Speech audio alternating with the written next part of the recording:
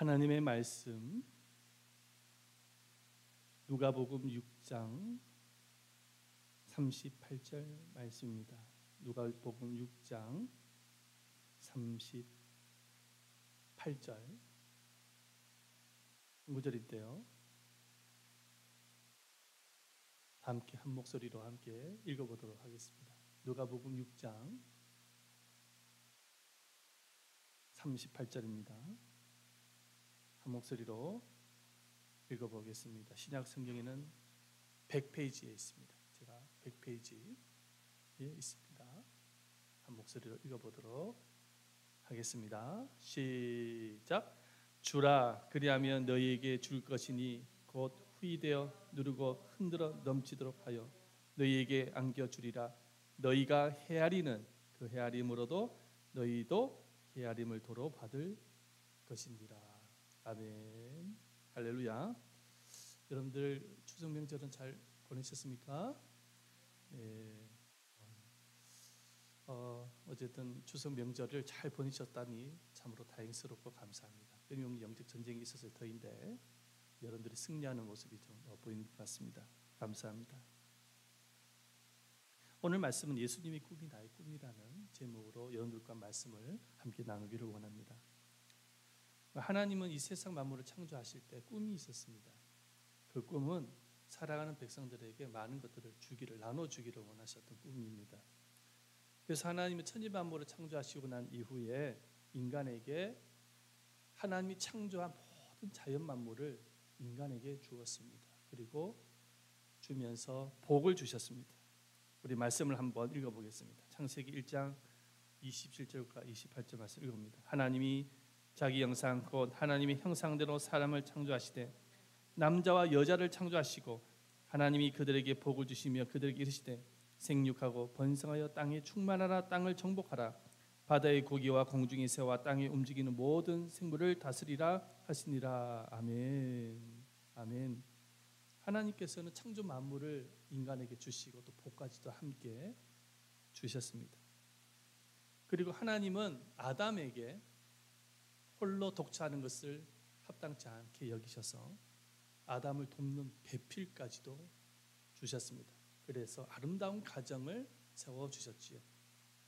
뿐만 아니라 아담과 하와가 행복하게 인생을 살아갈 수 있도록 에덴 동산, 에덴 낙원을 또한 창조하셔서 주었습니다. 그뿐만 아니라 아담과 하와에게, 인간에게 세상 만물을 다스릴 수 있는 권세까지도 주셨습니다. 창세기 2장 15절 말씀을 보면은 여호와 하나님이 그 사람을 이끌어 에덴 동산에 두사 그것을 다스리며 지키게 하시고 다스리게 하시다. 지키게 했다라는 것이죠. 권세까지 주었습니다. 하지만 인간이 사단의 꾀임에 넘어가서 큰 죄를 범하게 되어지죠. 불순종의 죄를 범하게 되어집니다.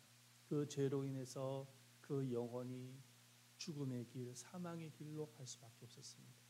그리고 에덴 동산에서 쫓겨날 수밖에 없었습니다. 그런 가운데서도 하나님은 살아가는 백성들을 그 죄와 영원한 사망으로부터 구원하기 위해서 자신의 하나밖에 없는 독생자까지도 내어 주셨습니다. 그것이 바로 우리는 하나님의 사랑이라고 말을 합니다. 이렇게 하나님은 우리들에게 많은 것들을 주기를 원하시는 꿈을 갖고 계셨던 것이지. 이미 창세 전부터 살아가는 자녀들, 우리가 아기가 태어나기 이전부터 준비하지 않습니까? 부모로서 그 아이에게 많은 것들을 선물로 주기 위해서 준비를 합니다. 예쁜 방도 꾸미고 장난감도 준비하고 어쨌든 간에 아기를 위해서 많은 것들을 준비합니다. 그 아기에게 많은 선물을 주기 위해서 살아가는 것이 부모로서는 행복이죠. 하나님도 마찬가지입니다.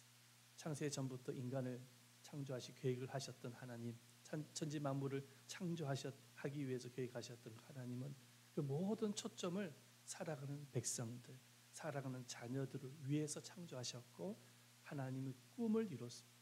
그래서 그 모든 것을 인간에게 주기를 원하셨던 것이 하나님의 꿈이었습니다. 그런데 이 우주에는 주지 않고 달라고만 하는 존재가 있어요. 이 주는 것을 잘 못하는 존재가 있어요. 오직 달라고만 하는 존재, 빼앗으려고만 하는 존재가 있습니다. 그 빼앗으려고 하는 존재가 누구냐면 사단입니다. 사실은 이 사단은 하나님이 창조한 천사들 중에서 가장 아름답게 만들어진 천사장이었습니다. 이름은 성경에 보니까 루시퍼라고 등장을 합니다. 이 사단에게 하나님은 가장 아름다운 모습으로 창조하였고 그리고 권세와 능력까지도 주었습니다. 그런데 어느 날 이 사단이 자신의 아름다움과 권세와 능력에 취하여서 마음에 교만한 마음이 들어오게 되십니다. 그 교만한 마음, 탐욕의 마음이 들어오게 되어지는데 이제는 하나님의 자리까지 넘보는 것입니다. 그래서 하나님께 여러 차례 이야기를 합니다. 하나님, 그 자리 나에게 주십시오. 하나님의 자리를 어떻게 줍니까? 그랬더니 이 사단이 하나님의 자리를 빼앗기 위해서 반란을 일으키죠. 그래서 하나님은 이 반란을 일으켰던 이 타락한 천사, 이 사단을 마귀화시켜 버린 거예요. 그 사단이 지금 오늘날 이 지구에서 인간을 유혹하고 있는 것입니다. 하나님의 자리를 빼앗기지 못하자 이 사단은 하나님과 가장 닮은 인간, 하나님의 형상대로 지음을 받은 그 인간을 빼앗으려고 했습니다. 그래서 아담과 하와를 미혹하고 결국은 죄를 범하게 해서 하나님의 형상을 빼앗고 그 마음의 자리까지도 빼앗았습니다. 사단이 인간의 마음속에 들어오게 되어지자 인간은 정말로 하나님처럼 아름다운 상품으로 섬기고 주는 것과 드리는 것을 좋아했던 그 인간이 그때부터 자신을 위해서 쌓기 시작하고 모으기 시작하고 그리고 가지기 위해서 그리고 빼앗기 위해서 살아갑니다. 그래서 이 인류의 역사를 가만히 보면은 끊임없는 욕심과 탐욕의 전쟁입니다. 인간은 끊임없이 빼앗으려고 하고 가지려고 하고 얻기 위해서 전쟁을 하는 것이죠. 서로 싸우는 거예요. 인간의 욕심, 인간의 탐욕은 끝이 없는 거예요. 마음속에 사단이 들어오게 되어지자 인간의 마음속에 탐욕과 욕심으로 가득한 그러한 인간으로 변신이 되어진 것입니다. 스페인에서 있었던 일인데 한 남자가 복권에 당첨을 하게 됐어요. 1등 복권에 당첨하게 되었어요. 가족들이 너무 기뻐했습니다. 그래서 가족들이 이 복권 당첨을 축하하기 위해서 축하 모임을 만들었어요. 친인척들도 다 불러 모았습니다. 그런데 말이죠, 이 축하 모임을 마치고 난 이후에 살인사건이 일어납니다. 어떤 일이 일어났냐니까 이 사람이 복권을 당첨하게 되어지니까는 가족들 중에 여동생이 있었습니다. 그 여동생이 이 사람한테 그렇게 큰 돈을 벌었으니까 우리 형제들한테도 조금씩이라도 좀 나눠달라고 말을 합니다. 그랬더니 이 사람이 그거는 있을 수 없는 일이라고. 어떻게 복권에 당첨되어 돈을 좀 가졌다고 해서 나눠줄 수 있나? 난 싫다고. 근데 여동생이 자꾸만 재촉을 하는 것이죠. 달라고. 우리도 조금 달라고, 일부러 좀 달라고 이야기를 합니다. 끝내 이 사람은 그 복권 당첨 돈 때문에 여동생을 살해하고 말았습니다.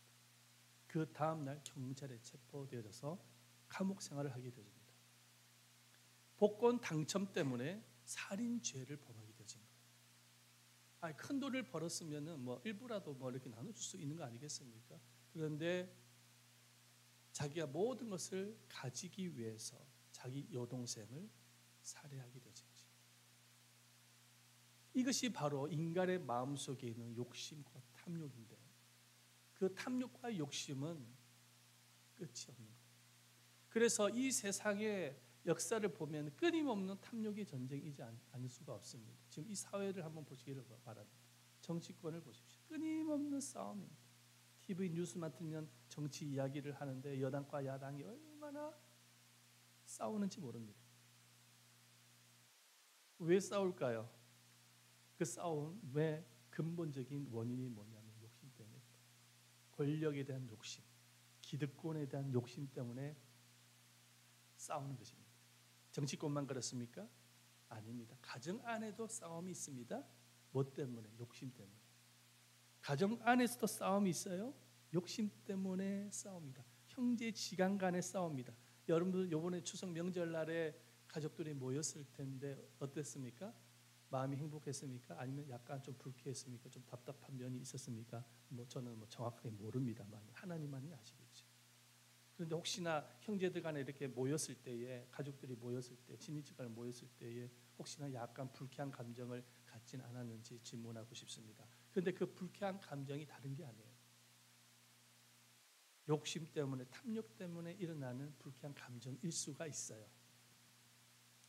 우리 사회의 가장 큰 갈등이 뭐냐면은, 여러 가지 갈등이 있는데 그 중에 큰 갈등이 뭐냐면 노사 갈등이라고 합니다.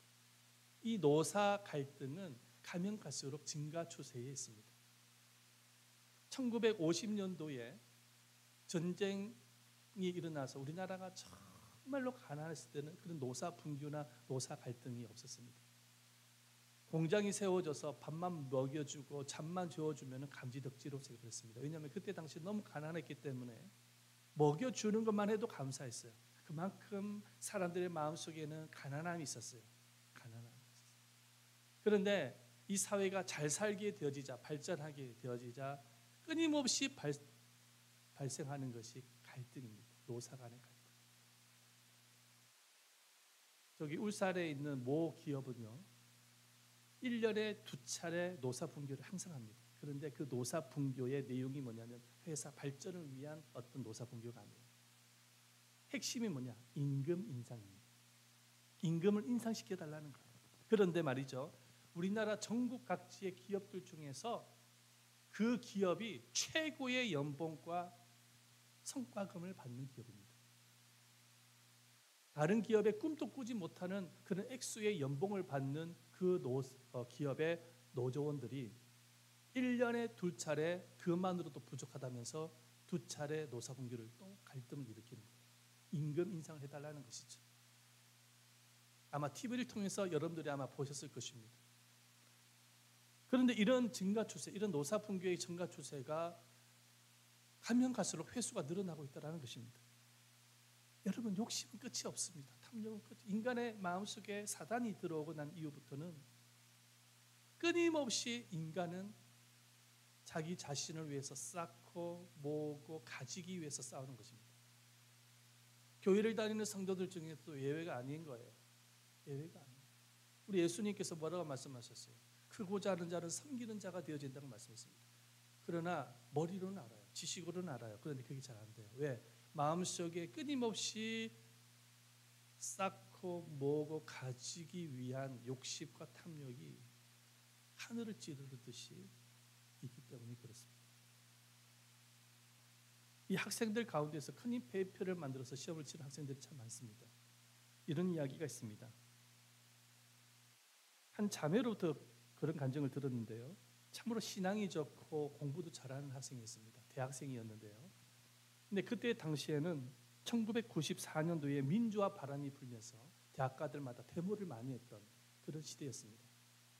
사회적인 어떤 부정부패를 척결하자고 하면서 대학생들끼리 모여서 민주화 운동을 일으켰던 것이죠.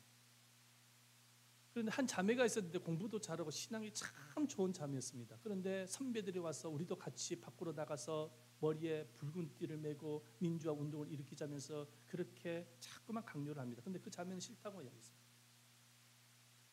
여러 차례 선배들이 와서 너 그렇게 하면 안 된다면서, 우리가 대학 생활을 갖다가 우리가 이런 식으로 공부만 하면 안 된다면서, 우리가 밖에 나가서 저 사람들처럼 같이 머리 메고 그렇게 한번 데모도 하고 그렇게 하면서 이 나라 민족의 부정부패를 척결하자고 그렇게 강요를 합니다. 그럼에도 불구하고 이 자매는 그 데모에 가담을 하지 않았습니다. 그 이유가 있었습니다.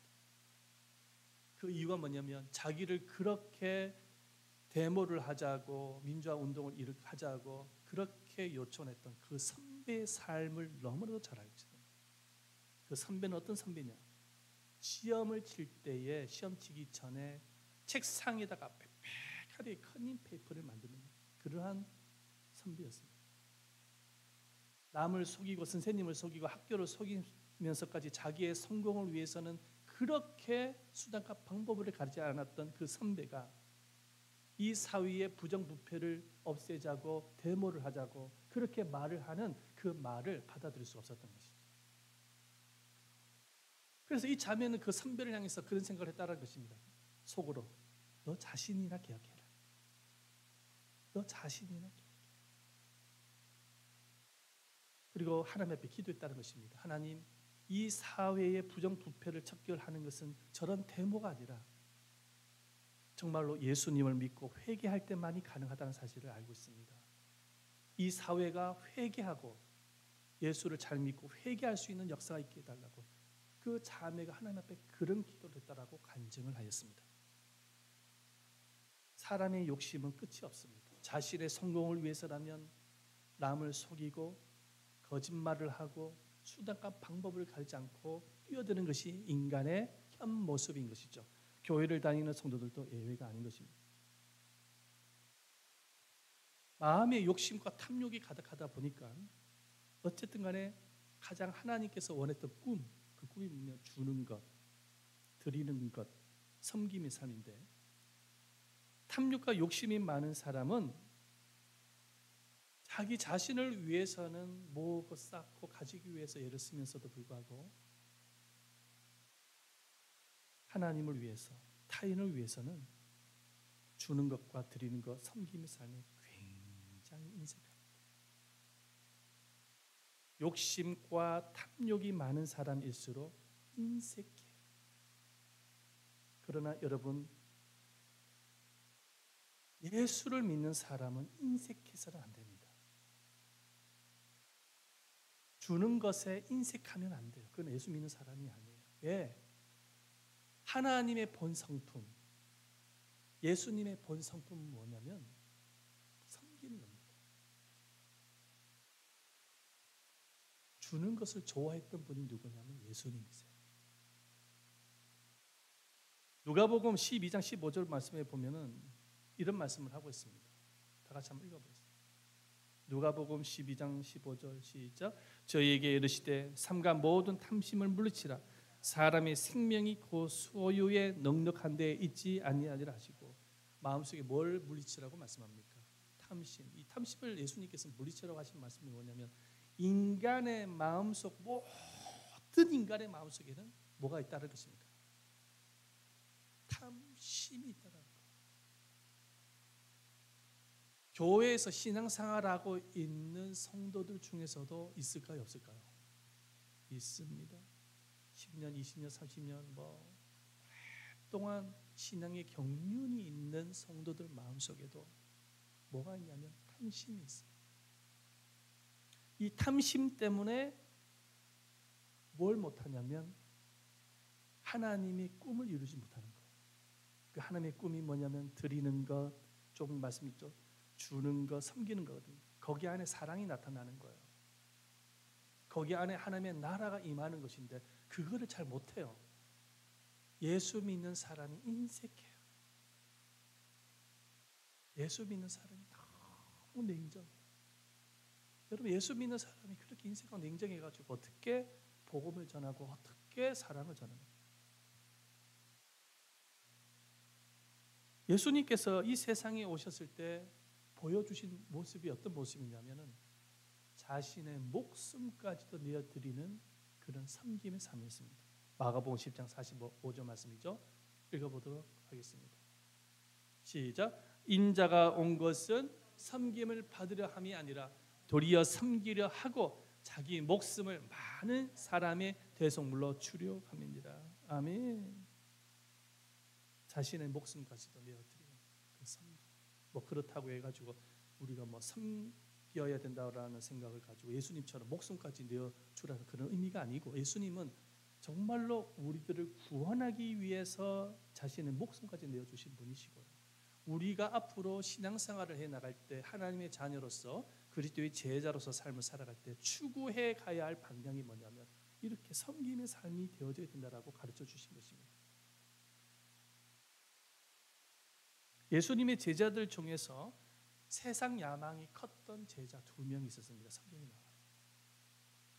세상 야망이 컸던 두 제자 이름이 뭔지 아세요? 야고보와 요한이에요. 그때 당시 예수님의 인기는 짱이었거든요. 예수님은 수많은 무리들이 따라다닐 정도로 대단했습니다. 왜? 기적이 많이 나타났습니다. 병든 자도 치료하고 오병이 기적. 그러니까 사람들이 많이 군중들이 그랬더니 대다수 제자들이 무슨 생각을 하냐면 저 예수님만 잘 따라다니면 성공할 수 있다고 생각을 했습니다. 예수님을 진짜 하나님 본신 메시아로 믿지 않았어요. 제자들은 어쨌든 예수님만 잘 따라가면 예수님은 지금 로마 압제 가운데 있는 이스라엘 백성들을 로마의 압제로부터 구원할 메시아, 다시 말해서 왕이 될 수가 있다고 생각했습니다. 그래서 한 자리 정도는 차지할 수 있다고 생각을 했어요. 그래서 그 대표적인 두 인물이 누구냐면 야고보와 요한입니다. 이 야고보와 요한이 세상 야망이 컸던 사람이에요. 그래서 제자들 중에서 예수님을 가장 많이 도왔던 제자가 누구냐면 야고보와 요한이에요. 항상 야고보와 요한은 오른편 왼편에 항상 붙어 다녔습니다. 예수님에게 잘만 보이면 나는 세상에서 성공할 수 있다. 한 자리 정도는 얻을 수 있다. 지금 정치권에 권력 다툼을 하고 있는데 똑같은 거예요. 권력을 얻을 수 있다. 권력만 얻으면 부귀 영화는 따라온다. 이런 생각을 늘 생각하고 예수님을 따라다녔던 제자입니다. 근데 이 야고보와 요한이 자기가 직접 예수님께 자신의 야망을 설명을 할 수 없으니까 누구를 동원을 시키니까 자기 엄마를 동원합니다. 자신의 엄마에게 예수님께 대신 좀 전해달라고. 그래가지고 이 야고보 요한의 어머니가 예수님께 와서 야고보와 요한의 야망을 이야기합니다. 뭐라고 이야기를 합니까? 성경에 나오죠? 예수님께서 나중에 예루살렘에 들어가시거든 우리의 야고보와 요한을 한 명은 우의정, 한 명은 좌의정에 앉게 해달라고 부탁을 합니다. 우리 말씀을 한번 보겠습니다. 그랬더니 예수님께서 이 어머니에게 뭐라고 설명합니까? 42절과 43절, 네, 42절입니다. 시작. 예수께서 불러다가 이르시되 이방인의 소위의 직금자들이 저희를 임으로 주관하고 그 대인들이 저에게 권세를 부리는 줄을 너희가 알거니와. 43절. 너희 중에는 그렇지 아니하니 너희 중에 누구든지 크고자 하는 자는 너희를 섬기는 자가 되고 너희 중에 으뜸이 되고자 하는 자는 모든 사람의 종이 되어야 하리라. 아멘. 예수님만 옆에 붙어 다니면서 예수님만 잘 따라다니면은 자신의 어떤 야망을 키울 수 있다고 생각했는데 예수님은 정반대의 말을 하는 거예요. 누구든지 크고자 하는 자는, 누구든지 으뜸이 되고자 하는 자는 섬기는 자가 되어야 된다. 종이 되어야 된다. 모든 사람의 종. 여러분, 종이 된다는 것은 쉽지가 않습니다. 어떻게 사람의 종이 됩니까? 근데 크고자 하는 자는 종이 되어야 된다. 자기 자신을 겸손히 낮추고 정말로 섬기는 사람이 되어야 된다는 거죠. 여러분, 주는 사람, 섬기는 사람, 드리는 사람이 예수 믿는 사람이에요. 진짜 예수의 제자는 섬기는 사람이에요. 인색한 사람이 아니에요. 주고 섬기고 드리는 그 삶 속에 하나님의 나라가 임하는 거예요. 그리고 주고 드리고 섬기는 그 사람에게 하나님은 복을 주십니다. 누가복음 6장 38절 말씀 읽어보겠습니다. 시작. 주라 그리하며 너에게 줄 것이 그 후이려 누르고 흔들어 넘치도록 하여 너에게 안겨주리라. 너희 헤아리는 그 헤아림으로 너희도 헤아림을 돌아받을 것이니라. 아멘. 주라. 성경은 뭐라고 말씀하고 있습니까? 주라. 요즘 보니까는 트로트 노래 중에 주라 주라 그 노래도 있더라고요. 그 개그맨이 부르는 주라 주라. 나도 잘 모르겠는데 어쨌든 들은 기억이 납니다만, 네? 주는 삶, 주는 삶. 뭐 그렇다고 해서 뭐 자기 전 재산을 주고 뭐 그거를 말하는 게 아니에요. 여기서 말씀하는 자신의 행복을 무너뜨리면서까지 그렇게 하라는 의미가 아니라 추구해 가야 할 방향, 주는 삶, 섬기는 삶을 말하는 것입니다.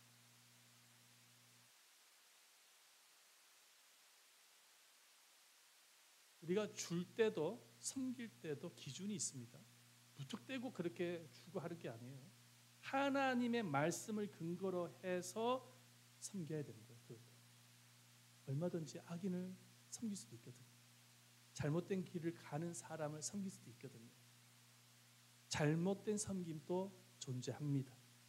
하나님의 말씀을 기준으로 해서 섬기는 것, 그것이 진짜 섬김입니다. 사랑하는 여러분, 우리 한평생 이 땅에 살아가면서 인색한 성도가 되지 마시기를 축원드립니다. 여러분들의 모습을 보면 마음에 푸근한 느낌을 받을 수 있는 그런 제자로서의 인생을 살아가시기를 축원드립니다. 주는 잘 베풀 수 있어야 돼요. 이 베푸는 자가 인정을 받아요. 하나님으로부터, 사람으로부터. 그러나 섬김의 삶이 쉽습니까? 어렵습니까? 굉장히 어렵습니다. 왜? 이유가 뭡니까? 조금 전에 제가 말씀을 드렸습니다. 인간의 마음속에는 다 욕심과 탐심이 있거든요. 욕심과 탐심의 덩어리를 갖고 있는 인간이 섬긴다라는 것은 쉽지가 않아요. 그래서 섬기기 위해서는 어떻게 해야 될까요? 예수님처럼 섬김의 삶을 살기 위해서는 어떻게 해야 될까요? 자기 자신을 내려놓을 수 있어야 돼요. 그래서 예수님이 제자들에게 늘 강조했던 말씀이 있습니다. 마가복음 8장 34절 말씀이죠. 누구든지 나를 따라오려거든 여기 없습니다. 자기를 부인하고 십자가를 지고 나를 따라. 여기서 말씀 자기 부인. 자기 부인이라는 것은 뭐냐면 내 안에 있는 자아를 내려놓으라. 그 자아는 뭐냐? 탐욕과 욕심으로 붙어 있는 자아입니다. 내가 내려놓지 않고서는, 내가 죽어지지 않고서는, 내 마음속에 탐욕과 욕심과 이 교만을 십자가에 못 박지 아니하고서는 결코 우리가 예수님이 말씀하신 섬김의 삶을 살아갈 수가 없는 것입니다. 그래서 예수님께서 내려놓으라 합니다. 여러분, 내 마음속에 내 자아를, 이 죄악의 덩어리를 내려놓게 되어졌을 때 나타나는 현상이 있습니다. 내가 죽어질 때 비로소 그리스도의 모습이 내 안에서부터 나타나기 시작합니다. 내가 죽어지지 아니하면 결코 예수의 생명이 나타날 수가 없습니다. 하늘의 밀알이 땅에 떨어져 죽을 때에 열매를 맺는 것처럼 우리가 그리스도의 십자가 앞에 죽어질 때, 내 욕심과 탐욕이 죽어질 때, 그제서야 그리스도의 성품이 드러나기 시작합니다. 그래서 사도 바울이 이런 이야기 했어요. 갈라디아서 2장 20절 말씀에 이런 말씀을 고백합니다. 시작. 내가 그리스도와 함께 십자가에 못 박혀 죽었나니 그런즉 이제는 내가 산 것이 아니요 오직 내 안에 그리스도께서 사신 것이라. 그리스도께서는 십자가에 돌아가실 때 주님만 돌아가신 것이 아닙니다. 예수를 믿는 즉시 그리스도와 연합되어진 내 죄악의 덩어리, 내 속자아도 함께 죽었습니다. 이제 내 안에는 그리스도밖에 없습니다. 그래서 이 사도 바울이라는 사람은 어떤 사람이냐? 평생을 어떤 인생을 살았냐면 가지기 위해서, 빼앗기 위해서 인생을 살았던 사람입니다. 여러분들 잘 알다시피 가지기 위해서 얼마나 못된 짓 많이 했습니까? 가지기 위해서 최고의 학문을 공부했습니다. 가말리아 문화 밑에서 공부했어요. 지금의 서울대보다 더 높은 곳에서 공부를 했습니다. 가지기 위해서 바리새인이 되어졌어요. 가지기 위해서 로마 시민권을 돈을 주고 샀습니다. 가지기 위해서, 빼앗기 위해서 교회를 핍박했던 인간입니다. 평생을 가지기 위해서 살았던 인생이 예수님을 만나고 난 이후에 변화가 일어납니다. 어떤 변화입니까? 이제는 가지기 위해서 살아가는 인생이 아니라 주는 인생으로 변화가 일어납니다. 그래서 전국을 다니면서 교회를 짓고 교회를 세우고 그 고난과 핍박 속에서도 끊임없이 주기 위해서 살아갑니다. 그 바울이 지금 이야기하는 거예요. 십자가에 못 박혀 나는 죽었다. 내 안에 그리스도밖에 없다. 지금까지 가지기 위해서 얻었던 그 모든 것을 배설물로 여긴다 고백을 합니다. 배설물. 보십시다. 빌립보서 3장 7절과 8절 말씀 읽어봅니다. 시작. 그러나 무엇이든지 내 유익하던 것을 내가 그리스도를 위하여 다 해로 여길 뿐더러 또한 모든 것을 해로 여김은 내가 그를 위하여 모든 것을 잃어버리고 배설물로 여김은 그리스도를 얻고 배설물로 여깁니다. 지금까지 가지기 위해서 얻기 위해서 노력했던 그 모든 것들 다 배설. 왜? 예수 그리스도가 가장 큰 가치가 있는 것을 깨달았어요. 예수님 외에는 가치가 없어. 세상에 다 똥입니다. 다 똥으로 사라지는 것들. 예수님만이 최고입니다. 근데 그 예수님이 내 모습 속에서 나타나기 위해서는 철저하게 죽어져야 돼요. 내가 죽어질 때 진정한 그리스도의 성품이 드러나는 거예요. 그리스도의 섬김의 모습이 등장을 하는 거예요. 내가 죽어지지 아니하면 결코 그리스도의 성품이 나타나지 않습니다. 근데 이 과정은 쉬운 과정이 아니에요. 저도 신앙생활 해보니까 쉬운 과정이 아니에요. 불뚝불뚝 내 마음속에 욕심이 올라올 때도 있어요. 교만이 올라올 때도 있어요. 미움이 올라올 때도 있단 말이에요. 이게 인간입니다. 내가 죽어질 때만이 가능한 것이죠. 할렐루야.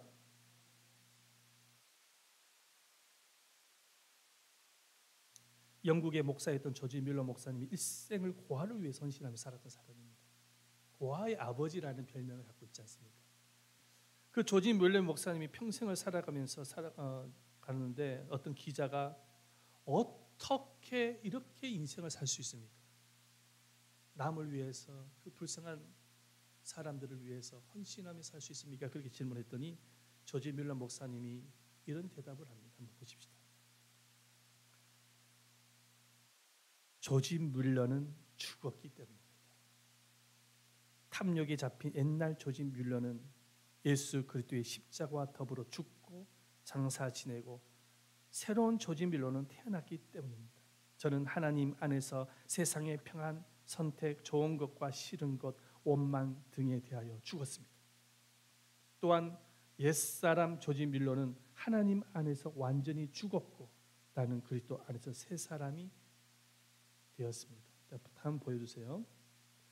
그러므로 조지 밀러는 자기의 지위, 명예, 권세, 돈, 쾌락, 세상을 다 피워버리고 예수님으로 충만했기 때문에 그리스도로 말미암아 크게 일생을 드린 삶을 살 수 있었던 것입니다.